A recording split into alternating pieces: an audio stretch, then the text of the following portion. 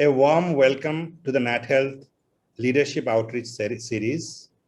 As you all know, for those who have been following us, this series has been tailor-made to respond to questions and clarifications from our frontline health workers who are fighting the pandemic in the front line of defense. During these sessions over the last 3 weeks, we have been taking direct questions from our frontline workers, and we have been getting different leaders from the healthcare sector who have been answering the questions and giving different perspectives in the way this pandemic is unfolding. We are very fortunate today to have with us Mr. Ram Gopal Vallath, and it's my pleasure to introduce Mr. Vallath. Mr. Ram Gopal Vallath is the leading pandemic response strategy. He leads the pandemic response strategy at Azim Premji Foundation. He's also the co-founder of a tech startup, Zentron Labs, a much sought after keynote speaker and a best-selling author. Prior to this, RamG, as he's called, has held many country leadership roles such as CEO of Airtel, director at Hewlett Packard and Dell, etc. The topic of our discussion today is boundless resilience through the pandemic. A little more about RamG, as he's called. He's the most positive individual that at least I have met in my life. After a remarkably successful corporate career, he was forced to reinvent his life. Today, he's the co-founder of an exciting tech company, a best-selling author, and a much sought-after motivational speaker. His sessions on building positivity and growth mindset have been termed inspiring, life-changing, and straight from the heart by tens of thousands of people at all levels who have attended them. RamG had an extraordinary life journey. Coming from a small village and a Malayalam medium government school, he managed admission in BTech electronics in IIT with a very high rank. He had to struggle there with his fixed mindset to muster up the courage in order to speak his first sentence in English. Again, he had to struggle with his fixed mindset when he failed so many subjects that he was nearly thrown out of IIT. Afterwards, he completed his MBA from XLRI. In the initial phases of his career, he continued to struggle with his fixed mindset rearing its ugly head. However, thanks to learning from life experiences and some deep introspection, he managed to move the needle closer towards growth mindset. His effect was immediate, and RamG's career took off like a rocket. By the time he was 34, he became the youngest circle head in India's telecom industry. He went on to become a director in Dell and also HP. Later, when he was stricken down by a crippling autoimmune disorder, it was his growth mindset that came to his aid again and helped him discover a little-known clinical trial that helped him improve his health. It also helped him reinvent his life as a best-selling author of a humorous yet inspiring autobiography, From Ouch to Oops. Motivational speaker, startup co-founder, science editor, RamG is one of the most qualified persons to help develop a different mindset to real life expectations and practical actions plans that work. A very welcome to you, RamG, into this particular episode. We are very privileged to have you. Thank you so much, Sid. The privilege is actually completely mine, to be able to talk to frontline healthcare workers who are really giving their heart and soul to solving the country's current problem. I'm completely privileged. Thank you so much for the opportunity. So RamG, I'll just kind of set the ball rolling. I think one of the most important pieces, we have been having this series of interactions with leaders over the last few weeks. As you know, the frontline health workers, they keep writing to us. Number of questions have come up. And broadly, if I were to categorize these questions, they are in 3 key buckets. The first bucket is really the huge pressure that all the frontline health workers have been over the last year to 1.5 years. There is continuous daily huge amount of load of patients who are coming in. Yep. The volumes are well beyond capacity of many of the hospitals and healthcare providers. And there is some amount of fatigue and burnout that is being seen across the board. So one dimension is really in terms of managing the stress that comes along with this huge pressure. The second dimension is really around the fact that the health workers are working in an environment of uncertainty. an uncertainty where there is a fear of the safety for their own health, their loved ones, as well as for their colleagues with whom they work every day. In that sort of an environment, obviously one of the questions is you never know. Every day is not the same. A week from today is going to be very different. And this pandemic, one thing is for certain, it has surprised many around the world. And really the third dimension has been around the fact that every healthcare worker, irrespective of their origin, where they work, they want to give their best as far as the patients are concerned. However, in an environment where they're expected to look after 5 times, 4 times the number of patients, many of them wonder whether they have been able to give the adequate care and whether every patient is deserved. Ultimately, it's a battle for every single patient against the pandemic, one patient at a time. From your perspective, the way life has molded you, could you tell us, could you relate to these challenges that we are seeing in the healthcare sector? And could you tell us maybe a few things you have really learned in your life, things that you can share with our colleagues in the healthcare sector, which will allow them to really cope with the current situation better? With those words, over to you, RamG. Thank you. Thanks, Ed. So I've been very lucky in life in the sense I've had an extraordinarily interesting life journey. When you talk about stress and worry and guilt, these are the 3 things that you talked about that our healthcare workers are struggling with, and it's completely understandable. I think the enormous load that they are holding up today for the country, for all of us, there is no words that can describe my respect and admiration for the kind of work they're doing.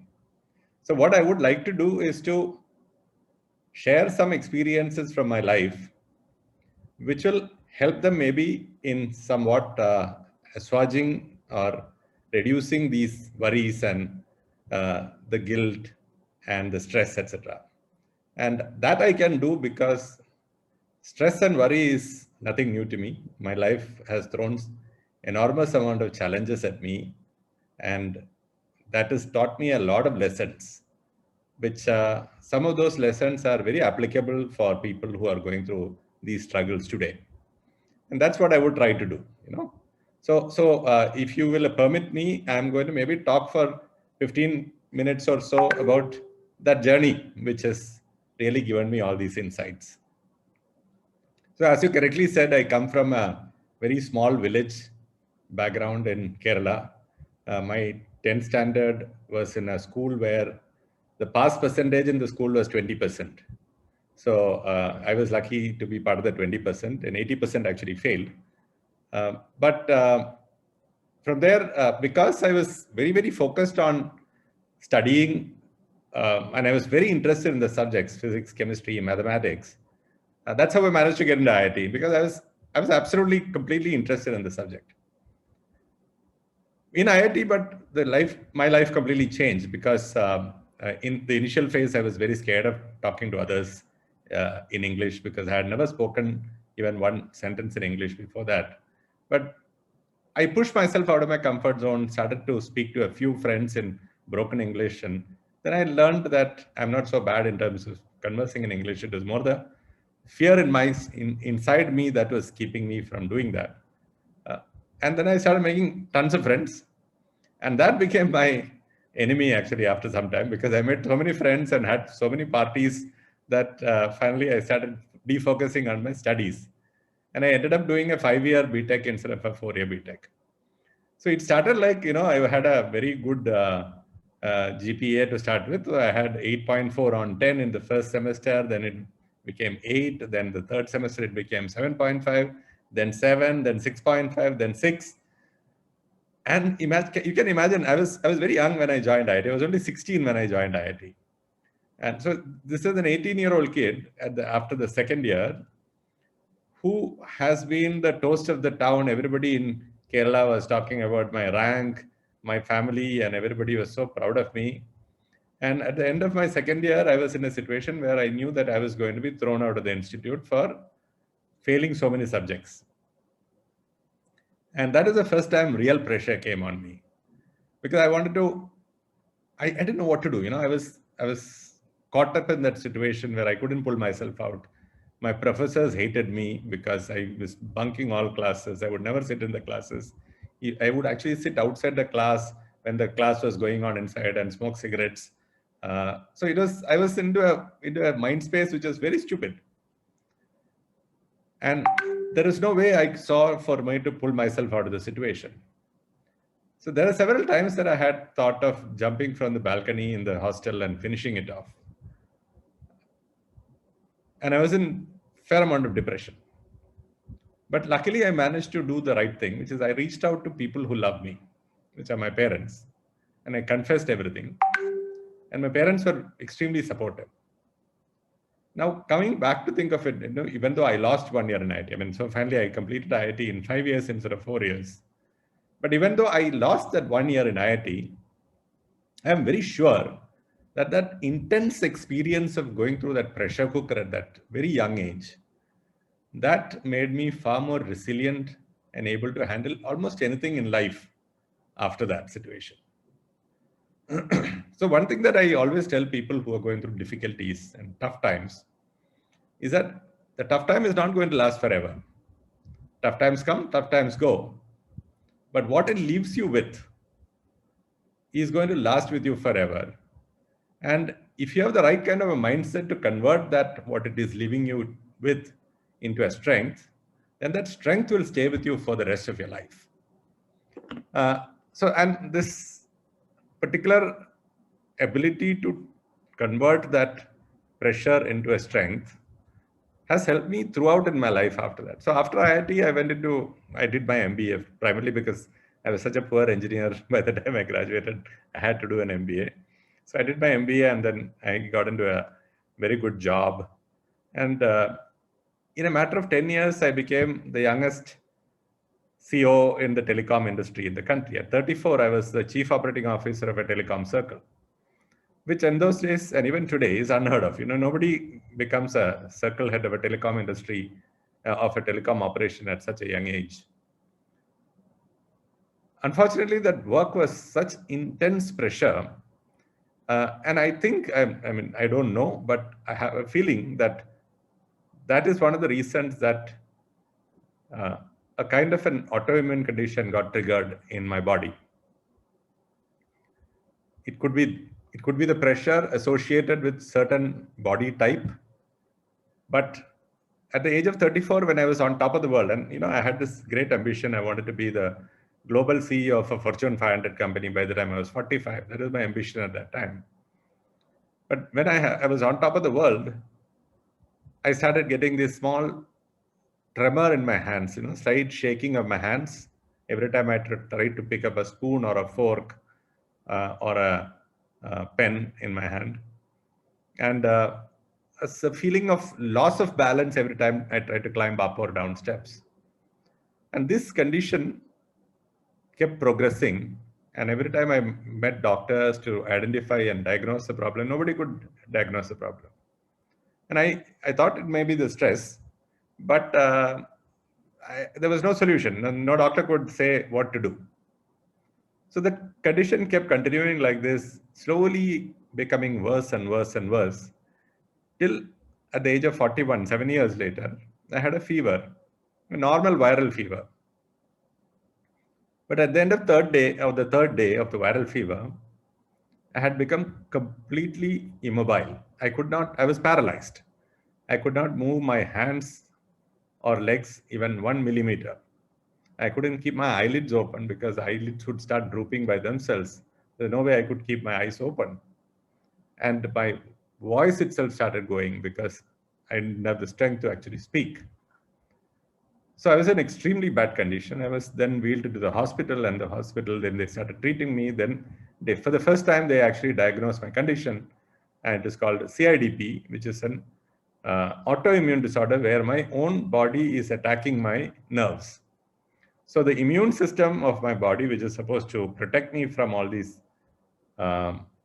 germs which come into the body, they were attacking my own body instead of the germs. And they were thinking my nerves are some kind of pathogen and attacking the nerves.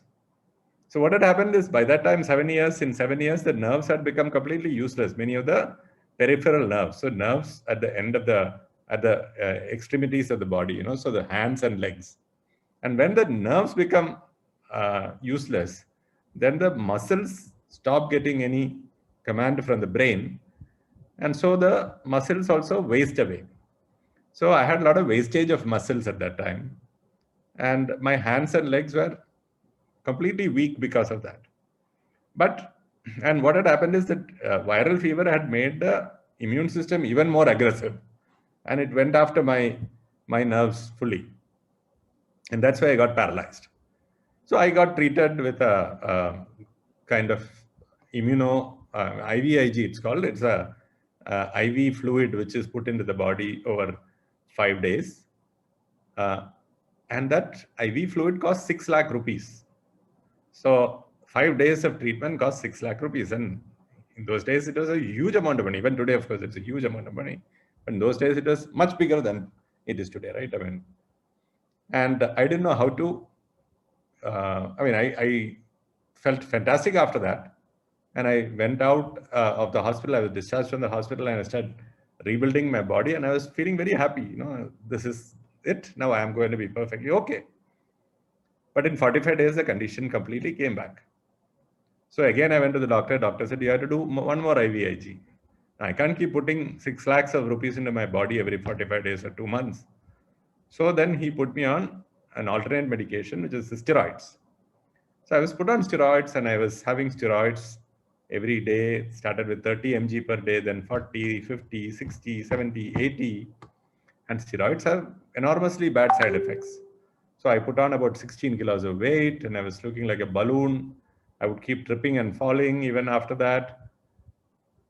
And the condition was just about kept under control because of steroids, but I was in very bad shape. My ankles did not have the strength to keep my feet up. So my foot would drop down and I would sometimes trip over my own foot and fall. And I had several sprains and fractures and stuff like that. So this was an incredibly pressurizing time. On one side, there was this health which was completely given up. And on the other side, I was holding down a job as director of operations for India for HP, Hewlett Packard. It was an intensely pressurizing job. There was many things which I had to do. I would have to work 12 to 14 hours a day. And the pressure was intense. On the third hand, what was happening, my children were in schools and I had a lot of dreams for the kind of schools they had to go to. But my hospitalization bill was about 20 lakhs every year. So, I had to juggle around with all these. And at the height of this entire thing, I was also sacked from my job. I was told that there was some issue which is an unethical practice which is happening by some people 3 levels below me, 4 levels below me actually.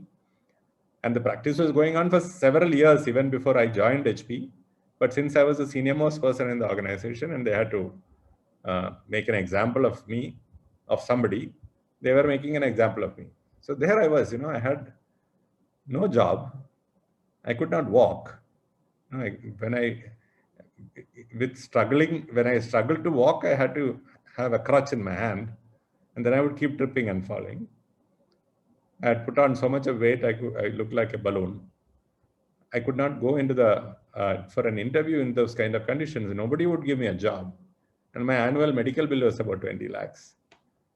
And I had no idea how to handle that situation. And for three hours, I actually sat and cried. But there's something which deep inside I had that strength to not look at what I was going through, the pressure and intense difficulty I was going through, but I knew I could look at solutions. Now, how do I keep myself cheerful? And that really came to my help. So there are a few things that really help me keep myself cheerful. Number one is that I told myself that any room I walk into, I'm going to make that room a little more cheerful because I'm there. So I would crack a joke. I would say something stupid and funny. People will laugh and I would feel better. And then I could be more cheerful. And when I am more cheerful, others around me would become more cheerful. So, the thing about being cheerful and positive is that it keeps reflecting back and forth and growing in nature. So it's like a virtuous cycle. You are happy, others around you will be slightly happier because of that. And that extra happiness of others will reflect back on you. You become more happy.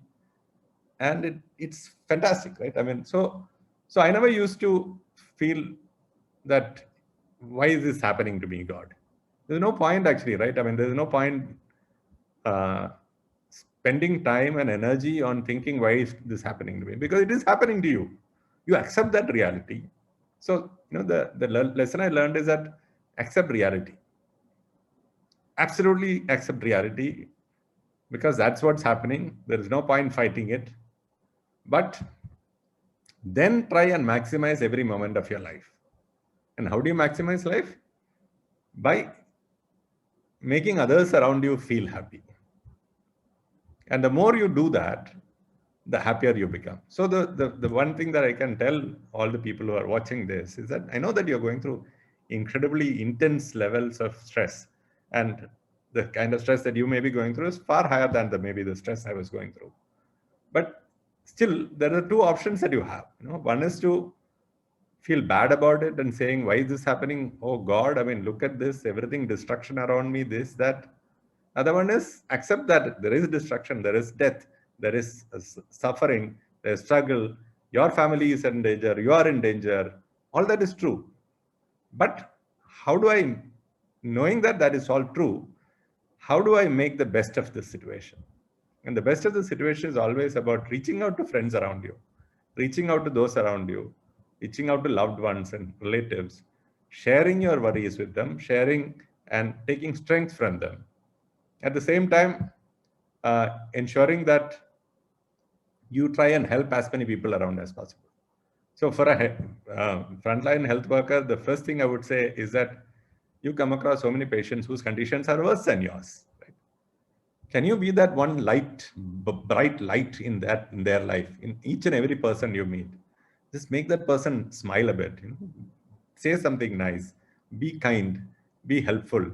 And the moment you do that, I'm sure most of you do that all the time, but just try to do that little bit of extra thing. And then what happens is that their happiness will, or their kindness and gratitude, their gratitude will reflect back, and you will feel a little more happy. It's always making others around you happy that gives you more happiness. It's a very simple formula, actually. The happier you make others feel, the happier you yourself feel. Kindness always makes one happy.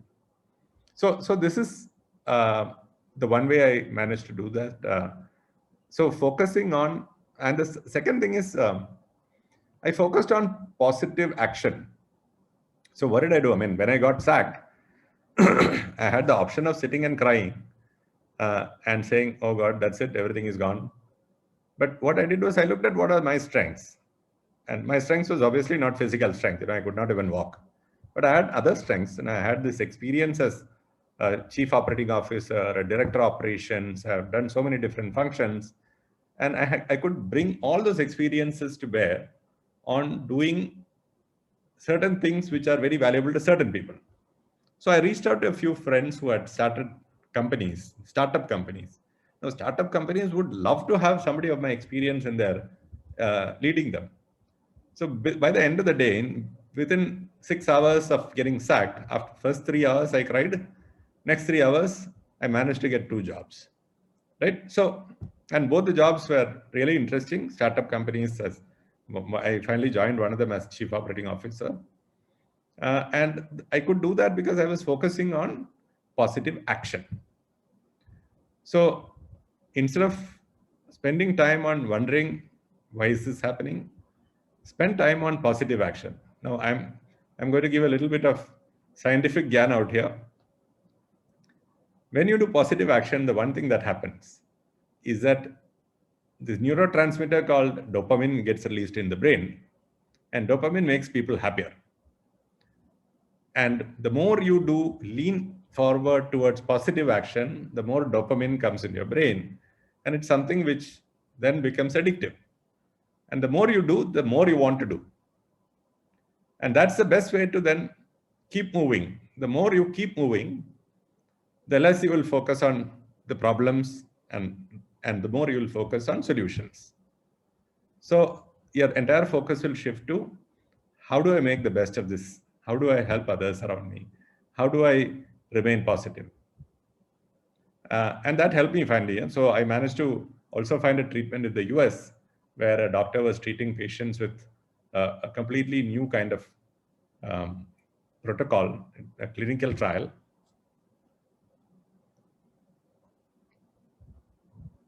I enrolled for the clinical trial, and that actually rebooted my body. So I had the courage to actually go for a treatment which is untested, and there was a probability, 2% probability of mortality. But I went for that, and then that rebooted my body. It was a 3 months kind of treatment, and I had to stay in Chicago for about 3 months. But at the end of the treatment, my body started mending. Of course, a lot of muscles had already wasted away and would never become okay again. But I became so much more, I mean, about 90% of my health recovered after that. And then I started actually, I told myself that I'm going to rebuild my body. So when I came back home after the 3 months, the first thing I did was I drew up this Excel sheet with 27 exercises and I put dates for the next 180 days. Each date for each exercise, I put a target of number of reps I will do that exercise. And for every week, the target would keep going up. And then every single day, I went and beat every single target I had set. So that was positive action. And that positive action had such fantastic feedback. I was feeling really happy through the whole thing. So those 180 days, I was feeling the happiest person I've met. Yeah, today also I'm the happiest person I've met, by the way. But those 180 days was really special because while I was mending my body, I was doing positive action. The happiness actually also made me write my first book. And that first book was a completely funny book. It was science fiction for children, and that became a big hit. So I managed to convert this entire pressure that I was going through, this worry and fear and everything, into something positive.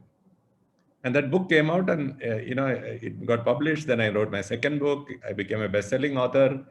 In the last 8 years, I must have addressed about 50 schools, about 50,000 children in 50 schools, around 50,000 employees in corporates, ranging from global leadership teams of Fortune 500 companies to new recruits of companies.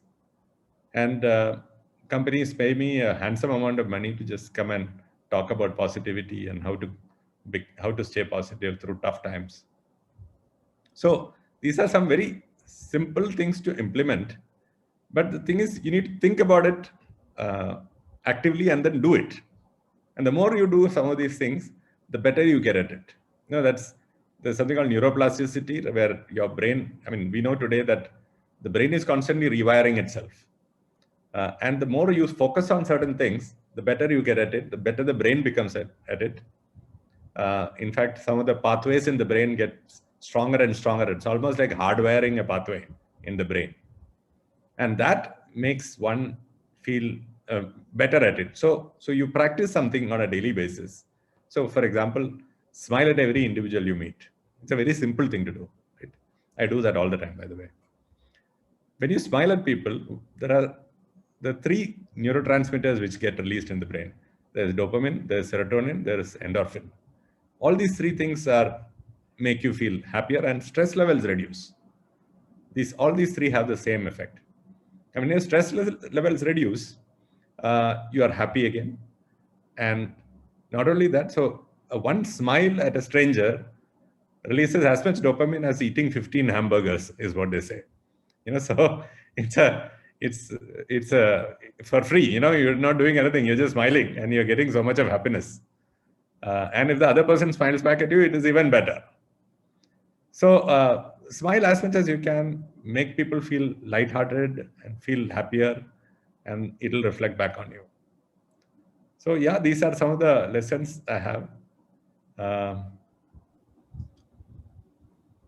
Thank you, Ramji, for taking us through that amazing journey. I have known you for years, and every time I hear that journey, something new. Every time I hear it, there's something new I take out of it. Ramji, this particular pandemic, you have been involved, in the pandemic response from the Azim Premji Foundation side. What are some of the key takeaways that you have in this journey, and particularly, what message would you have as an author, as also someone who is engaged in fighting this pandemic, for all those who are connected to it in some way or the other?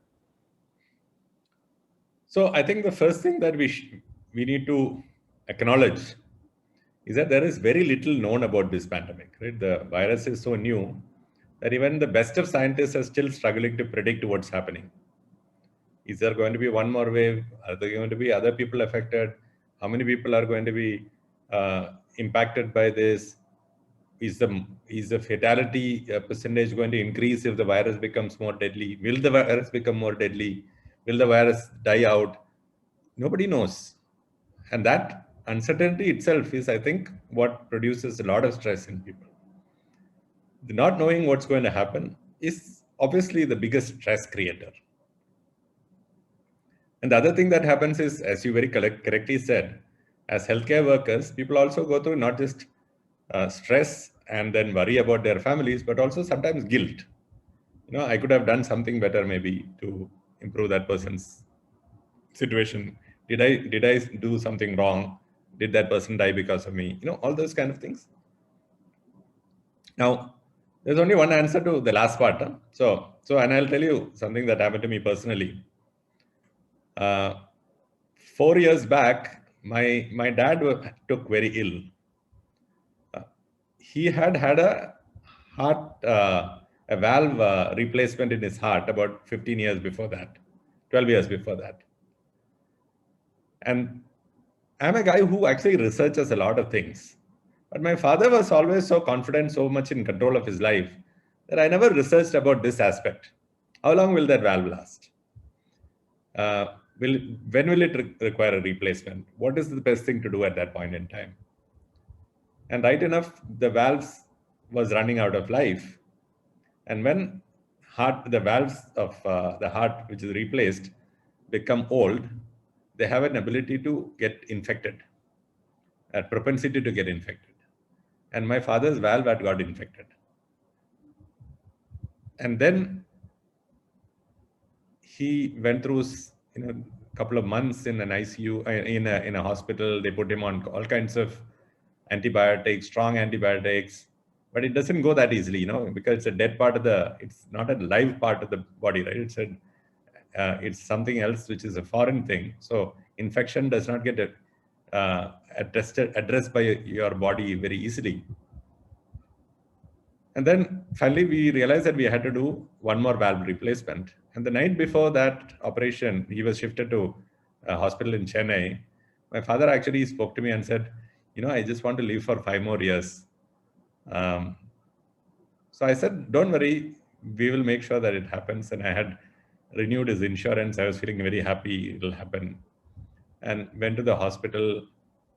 He went through the operation. Operation was successful. He started recovering. Every day we were allowed to go to the ICU for 10 minutes and come back. And I would go and meet him every once in a while. Sometimes my mother would go, sometimes I would go. I would spend time with him and try to motivate him, etc. And he started recovering and we were feeling very happy. And then suddenly his body started going through a series of problems. And he had a multi-organ failure and he passed away about 3-4 days after that. So I always feel guilty that, is that something I could have done that could have saved his life? And did I do the right thing bringing him to this hospital? Maybe we could have brought him to some other hospital. Did we find the best enough doctor? So these kind of guilt you can never get out of. And when it's your father, and he is the one person in my life who has always been my God. There's nobody in my life I have respected and loved as much as my father. So guilt is something which will happen. But the 2-3 things I can tell you. One is each difficulty we go through. So we are a sum total of all the problems and good things that we go through. And it enhances our personality. Each and every one of these things enhances our personality, and we become stronger for going through these difficulties. So accept it. Accept the fact that you're also feeling guilty about certain things, and don't fight it. It's guilt is there, but look at the brighter side. The number of people you have actually supported and saved and helped, and that, finally, that's all we can do, right? As human beings, we sometimes make mistakes. Sometimes we think we have made a mistake when we have not.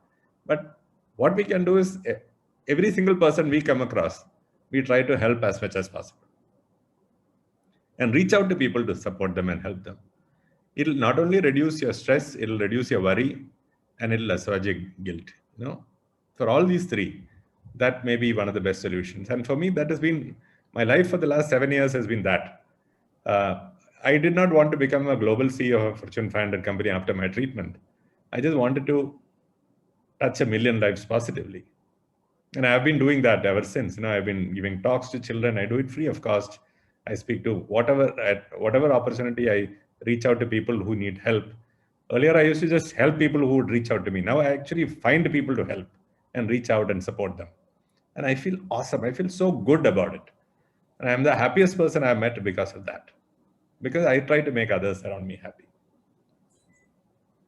Great. RamG, I think I would like to ask you one last broad question. What this pandemic has done is it has taken digital health, probably it has propelled digital health by at least a decade. I mean, we had to rely upon, not only in the sphere of health, but in many other parts of life, adopt technology. As someone who thinks a lot about skilling and thinks a lot about upskilling our workforce, from a health perspective, how do you see the technology and the automation playing a role? And what sort of imperatives it would have for patient care, as well as in terms of capacity building and skill building for our frontline workers. What are some of your thoughts in that area? Yeah, I think there are two aspects to technology, and I want to touch upon both. One is very positive, and the other one is something which is very humbling. The positive part is that today technology has allowed us to reach or multiply our reach to a much larger extent than it could earlier. So today, a doctor sitting in the practical problems that we're facing is that ICUs have been created now in many parts of the country, but there are no ICU experts to support the ICUs which have been set up. But today we have a technology where a doctor sitting in a central location can maybe support people who are nurses or even less experienced doctors in distant locations, where you can actually support by giving your expert advice. That's one. There are distant villages, etc., where you have very, very poor healthcare system. And it is possible now for a healthcare worker, frontline community healthcare workers to go there with a mobile phone, which is enabled with data, and then have a consultation with a doctor sitting 200 kilometers away or more, and support patients who have real problems happening in those villages. And some of those things have come up thanks to the pandemic because of social distancing, because of inability to reach large swaths of the country. You're actually using this now. So yes, it's a very great thing for the country that digital health is becoming a reality. That's a positive part. The humbling part, and this is something very important, all of us today in this call are privileged, extremely privileged, because we have internet access. We are able to log on to this call. Many of you can all of you can understand English and I am talking in English. We have 30% of the country which is sitting in extreme rural villages in huge poverty who have no access to healthcare. The nearest PHC itself may be 30, 40 kilometers away. Those villages, people don't even know that coronavirus is there. Sometimes they just don't even know exactly what it means. There are people dying by the dozens. They don't even get captured in our databases because in far-flung villages, what's happening there, they don't even report. There's no registration of deaths. And there is nobody who has an idea the actual impact of coronavirus is making in those places. So compared to all of them, we are so privileged. And it is important for privileged people like us to be extremely grateful for what we have. And that gratitude itself will make us much happier about life. And also make us kinder to be able to help as people in those peripheries who are going through those difficulties. That's what, at least in the Premji Foundation, that's what we've been trying to do. We are trying to reach out to as many people in those kind of locations as possible, and trying to set up, help the governments in those places to set up small facilities which can help them supplying oxygen or testing capacities or whatever, right? Or even educating people on these kind of things. So digital health needs to also address that population. I think that is a responsibility we have as Indian citizen, as people in Nat Health.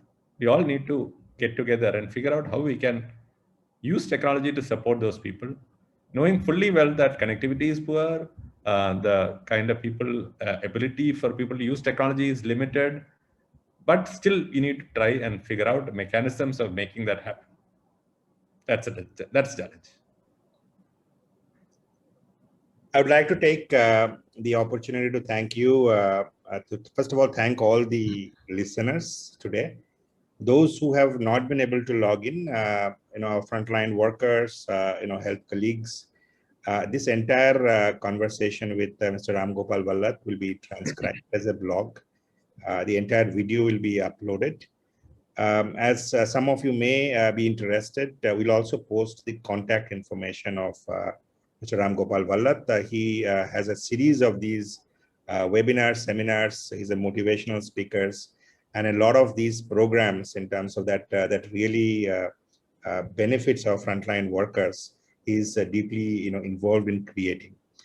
I'd like to thank you, RamG, for sharing your immense wealth of experience with us. Many of us who are listening to it, at least I was tremendously inspired.